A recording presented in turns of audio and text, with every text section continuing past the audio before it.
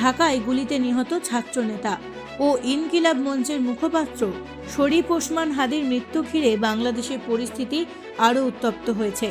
12ই December ঢাকায় খুব কাছ থেকে গুলি চালানো হলে তিনি গুরুতর আহত হন।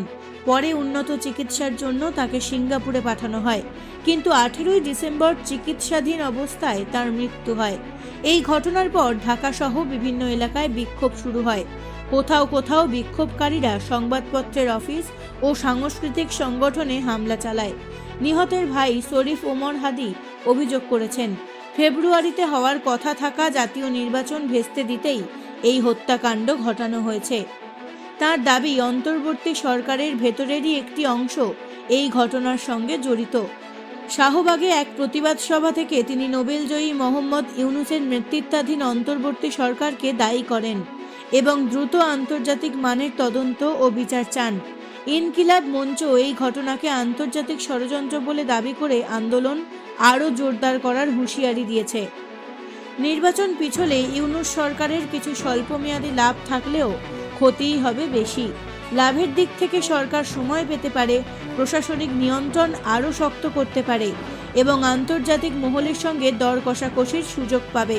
বিরোধী রাজনৈতিক শক্তির মধ্যে বিভাজন তৈরি হওয়াও তাদের জন্য সুবিধা হতে পারে।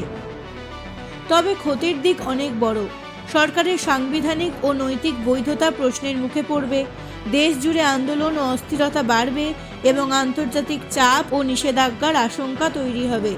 নোবেলজয়ী ইউনূসের ব্যক্তিগত বিশ্বাসযোগ্যতাও ক্ষতিগ্রস্ত হতে পারে।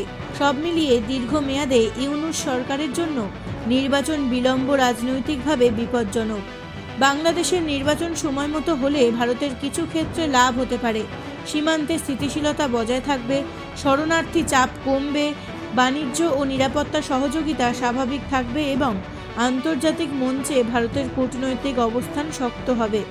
যদিও ক্ষতির দিক তুলনামূলক কম, তবে নতুন সরকারের নীতিতে কিছু অনিশ্চয়তা থাকতে পারে, কিন্তু নির্বাচন দেরি হলে ভারতের ক্ষতি বেশি। রাজনৈতিক অস্থিরতা বাড়লে সীমান্ত নিরাপত্তা ঝুঁকিতে পড়বে, অনুপ্রবেশের আশঙ্কা বাড়বে এবং কূটনৈতিক চাপ তৈরি হবে।